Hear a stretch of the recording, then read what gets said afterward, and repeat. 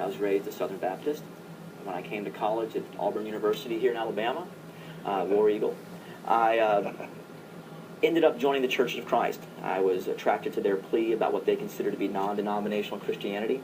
Upon graduation from Auburn, I went to a Church of Christ School of Preaching with my heart set on being a missionary, particularly to Latin America, to reach out to Catholics who I thought were not really Christians. And was that specifically your yes, agenda? My agenda, because not just going to save the lost. To save the lost, but well, the lost Catholics. I mean, tomato, tomato.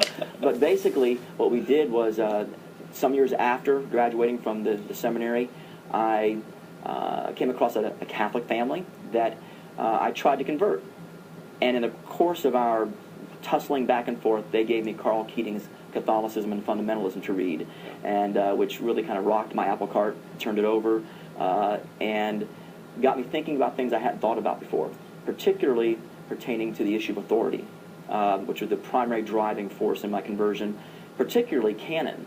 How did I know, as a Church of Christ preacher, that there were really just 27 letters in the New Testament? Why not 29 and 2 are missing? Or why not 25 and 2 shouldn't be there? So that issue of canon was something that really kept me awake at night.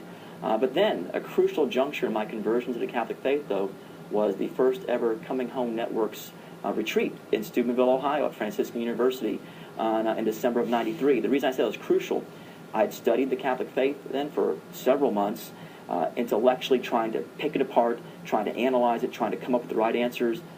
But conversion is not just an intellectual pursuit. Grace is involved. And at Franciscan University, at that Coming Home Network retreat, God gave me some graces that I needed when I attended Mass for the first time, without the intention of critiquing it, but of observing it and asking myself questions. What if what the Catholic Church says about what's happening here is actually happening? What if that man, the priest, is who they say he is? What if what they say is happening, Christ coming down on the altar, body, blood, soul, and divinity? What if that's true? And those questions resulted in a confirming miracle in my conversion, because I was rendered speechless. So people who know me well said, that's quite miraculous.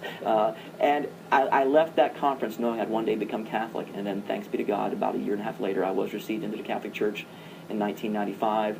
And my wife, Gloria, who was a lifelong Church of Christ member, in fact, at least 5 generations of Church of Christ in her background, was received 4 years later in 1999.